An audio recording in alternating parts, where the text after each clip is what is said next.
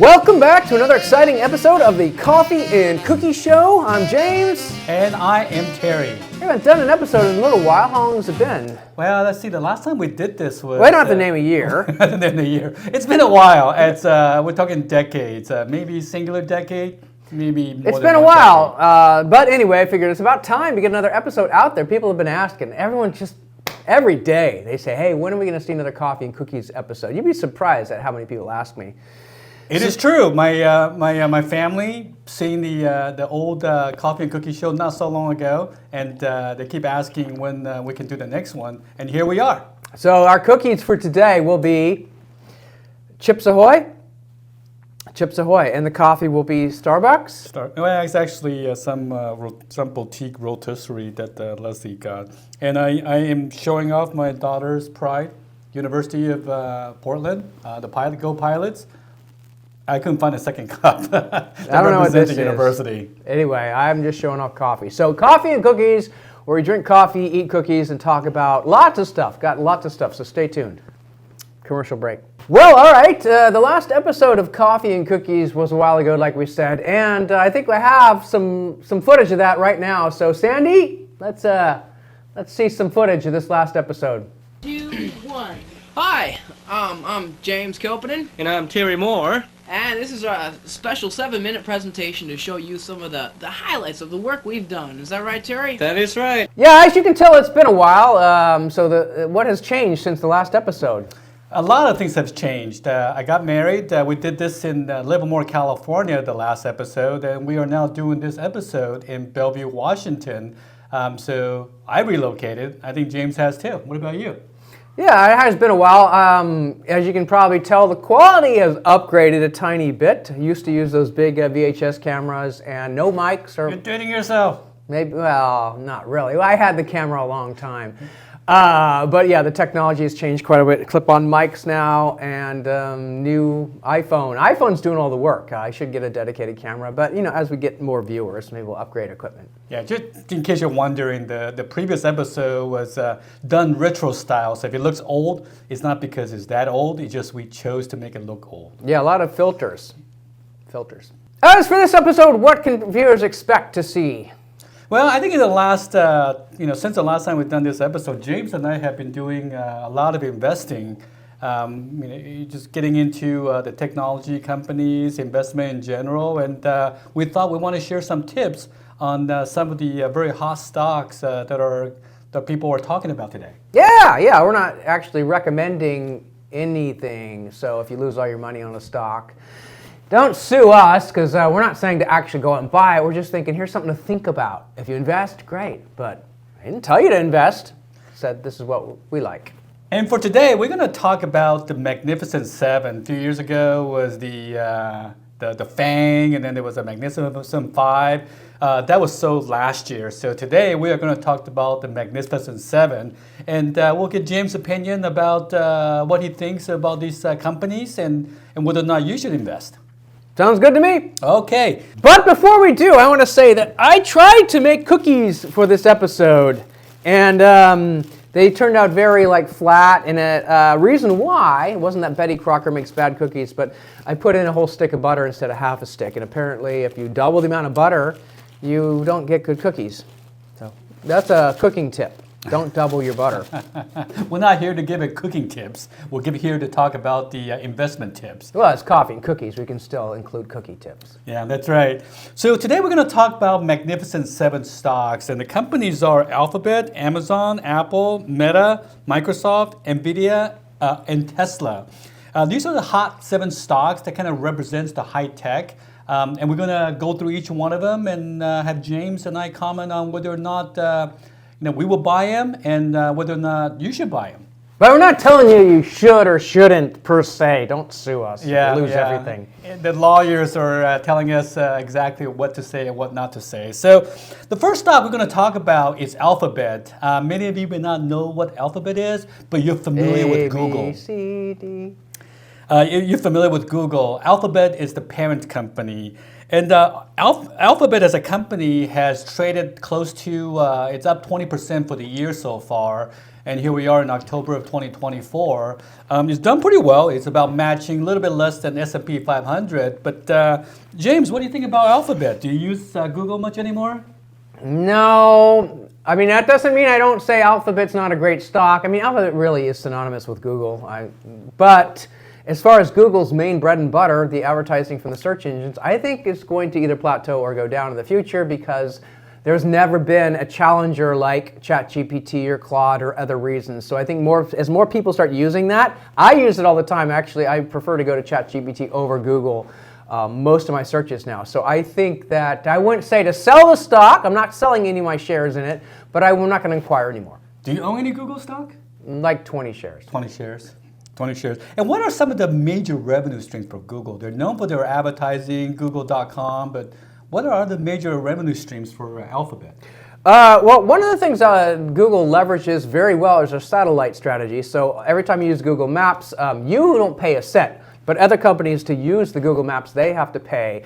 So people that, I think even Zillow or all these companies that incorporate Google Maps pay Google a lot of money to be able to use that. So they're still making a lot of money off of their lateral companies or platforms, I would say. So they still make money whether or not people use it. But the majority of their money does come from their AdSense or advertising. At Google Map, it doesn't have much competition. I mean, I think the closest thing was Apple Map, but I don't know if that's even a thing anymore. What do you use, Google Map or Google Apple Maps. Map? I try not to ever use Apple Maps, but Google Maps. I don't even use MapQuest. It's always Google Maps. So, yeah, I don't think Google's going away, but they're going to have to reorganize or strategize. And then a major subsidiary for Google is obviously YouTube. I use YouTube a lot. In fact, I even subscribe to it. But you, James, do you use YouTube a lot? Yep, YouTube big. Truth be told, I don't pay for it, and I don't see much. That's a whole different topic. But yeah, they do make a lot of money on their advertising as well. So they put up free server space. If you want to back up all your data or your videos, not a bad place. That is a big market that's still around, challenged by TikTok and other things to some degree, but there's still a huge, huge market. Yeah, I'm a huge user of YouTube. To wrap up Alphabet, I mean, I'm a personal Pixel user and a pretty dedicated person at that. I have a Pixel 6 right now, looking to upgrade to Pixel 8. So I'm pretty entrenched in the Google ecosystem. The next company is Amazon.com, my former employer. I don't work there anymore after 10 years. And Amazon is up 21.8% for the year, whereas S&P is around 23, so it's trailing S&P. James, what are your thoughts about Amazon? Amazon I still like. Amazon's still one of my number one stock picks. Will I buy any more? Probably not. I think I only own a couple hundred shares, but and they don't have a dividend, which isn't great. But I just think they monopolize the market to such a high degree. Not just shopping, Amazon Web Servers. They have such control of the market, again, monopoly, that I see them doing quite well, probably the top of their game for a long time in the future. How does AWS compare to Microsoft Azure and Google's cloud services? I think they market it pretty well. A lot of companies like AWS and continue to use it. So the onus is on all the challengers at this point, and not the kind of the front runner, which I think is still AWS. Yeah. I know AWS has its own Word, Excel, and PowerPoint. I've used it in the past. It's horrible. I actually like Google Docs better. It's free and it's much easier to use. So. Even though I used to work at Amazon, all the AWS services that I ever used, I didn't like any of them. So it's surprising to me that AWS makes a lot of money, but they know something I don't. The third company on the list in the Magnificent Seven is Apple. Apple is up 17% for the year. James, you're an avid iPhone. In fact, we're recording this on iPhone right now. You're an avid Apple user. What are your thoughts? I'm bullish on Apple still. I like Apple, but I also look at I don't know where they're gonna. I just don't know their future. It's like they've always done well. They've always re-innovated, but the iPhone. I read that people, like most of the users, use phones up to 4 years old because there's no reason to upgrade. So And the recent iPhone 16, there's no reason to upgrade. Apple AI intelligence, nah, they didn't have it launched. So MacBooks, tablets, watches, I don't know. They thought about a car for a while. I think they abandoned that project. I won't sell Apple, but will I buy any more? No, but they do have a dividend, so I like that. And Apple is one of the top holdings for Berkshire Hathaway, which both James and I own, and it's done really well for Berkshire Hathaway in its portfolio. Yeah, it's unclear to me where Apple future is going to be, but I've been saying that for 20 years, and I wish I bought it 20 years ago, so what do I know? Next! The next company is a Meta platform, and some of you may not know Meta, but it owns Facebook and Instagram. James, what are your thoughts about Meta? That's an odd one. From what I've read, that Meta has lost, well, I don't know, lost, but 25 years and younger only log in once a month at most. So the young people do not like it anymore. And ironically, they started off as a young people company to replace, kind of usurp MySpace. I see a lot of people using it less frequently. I use it a lot. I like it because you can post your photos and stuff like that for free. They don't pay. If they ever paid, I wouldn't put any money in it. Wouldn't pay a penny. But I don't know. I think I would not invest any more money at this point. And before I forget, Meta's up 62% for the year, so that's quite a bit. But it's not so much that Meta is doing well as much as recovering from a major loss from a couple of years ago. And next company, Microsoft. I used to work for Microsoft too, so two of the Magnificent Sevens were my previous employers. James, what are your thoughts about Microsoft? It's kind of a old company, but it's quietly making a lot of money for its investors. They amaze me. They amaze me because I haven't used Office as far as I can tell in many years. Yes, I use Google Docs or LibreOffice when I can. The idea of paying, now they make their money in other ways, obviously, but I think Office is, to me, if a company doesn't have to use it, even big tech firms are switching away from Office from what I've read. But they still have the operating system. I don't know how much they make on that. They have their servers. I don't know how much they make on that. I'm kind of scared to, I would not buy any more Microsoft, but I also would not sell. Do you have how many shares of Microsoft do you have? I don't know, 20, 30. 20, like 20 and 30 and everything. Pretty much. And Microsoft's up 17.9% for the year. Not great, but its performance in the last, since Satya Nadella took over, has been unprecedented. I think it's like number 1, number 2, number 3 companies in the world right now from a market cap point of view. So Microsoft has done really, really well. The next company, this is kind of a darling in the last year or two. It's Nvidia. It's up 136% for the year. It's done really, really well. But the question is, can they maintain this momentum? The answer is yes. 3 reasons, 3 big reasons. Nvidia was big before AI. Nvidia actually, for a gamer's perspective, Nvidia was the #1 graphics card.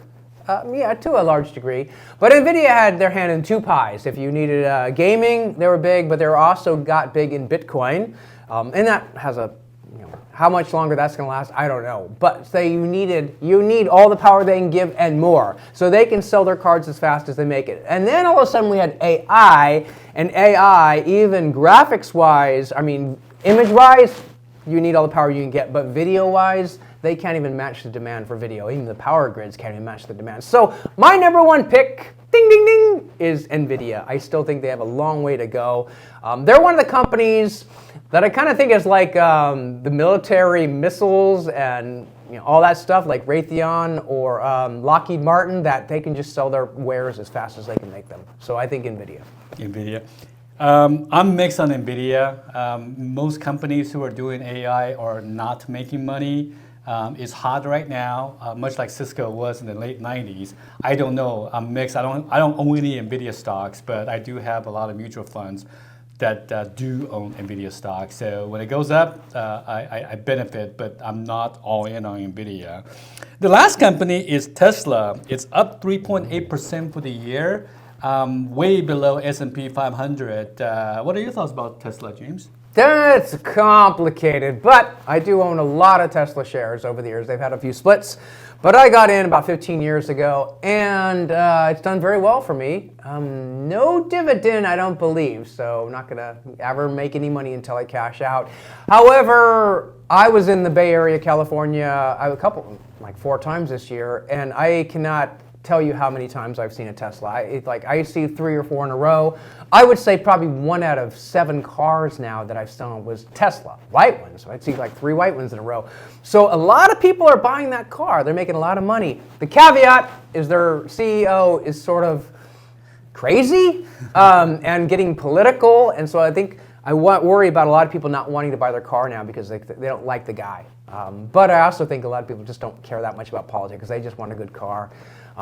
It's the whole chicken egg, electric, infrastructure, all these things, the battery life, how long does it take to charge, how many gas stations have chargers. There's so much to it. Most of the people, I would think, have a home. They come home, they can park in their garage, they can charge it. But if you rent an apartment or a condo, you can't do that. So there's a lot of stuff to figure out. But I'm still bullish. Will I buy any more? Absolutely not. But will I sell any? No. Will you sell anything? No. So James won't sell any stocks. So that's the tip for you. No, well, there's the caveat is I did sell GameStop when they had that massive spike a few years ago. People are shorting it, and I thought now's the time because it hasn't making me any money. If HP had a massive spike, I would sell it. If GoPro had a massive spike, I would sell it just to get rid of the stock. Yeah, Tesla is getting a lot of competition from Asian manufacturers. Korean companies, Kia and Hyundai are introducing a lot of electric cars that's getting a lot of good press. It's getting a lot of competition from U.S. Car manufacturers also. But despite all the competition, Tesla is doing it. I do see a lot of Teslas on the road, and people seem to love it. I don't know what the margin is on these cars. I imagine Cybertruck is not moving the needle for Tesla stock, but that's why it's called investing. If I knew it was going to go up or down, I'd be rich right now, and I'm not rich. So it remains to be seen how well it does. So that wraps up our Magnificent 7 stocks. If you have any questions on these ones, feel free to comment, and James or I will be happy to comment. If I leave the comments on, I might not. You get trolls. I'll see. All right, that's it. Coffee and cookies. It's great to be back. Parting words. Parting words. When it comes to investing, go long, invest. Whatever you have to invest. That's how wealth are made. A paycheck alone is not sufficient. You have to invest. So do what James does. Buy Tesla 15 years ago and don't sell it. Yeah, I would say, I mean, you could do real estate, but I have a whole episode of that coming up. If you want to set it and forget it, as George Foreman made popular, you want to do stocks we talk about individual stocks all the time, but that's really not the way to go. Mutual funds, index funds, EFTs, those are the way to go. You don't buy individual stocks, really. How many individual stocks do you have? About 70. 70. So James is like a Berkshire Hathaway. It's going to be called James Copeland Mutual Funds. Unlike James, I put most of my investment in mutual funds. Now I do have a lot of mutual funds. I'd say 50% actually is mutual funds. And the advantage of mutual funds is if the future of a company doesn't do well, they'll probably going to know about before you do, so they can actually get rid of the stock, cash out, and then replace it with another stock. But by the time you find out, it's too late. The company's tanked. Yeah, I'm a big fan of index funds. So, 2 major holdings that I have right now are S&P 500, disproportionately high, and the second one is Berkshire Hathaway. Berkshire is about 29% for the year so far, and S&P 500 is around 24%. If I could get anywhere between 10 to 24% every year, I would buy that all day long. I would sell my house and buy those stocks, or mutual funds. So that's my recommendation. That's my philosophy, and everybody has a different philosophy. James chooses to buy 70 stocks. That's not me. I couldn't keep track of 70 stocks. I didn't even know there were 70 companies out there, but James found them. I did.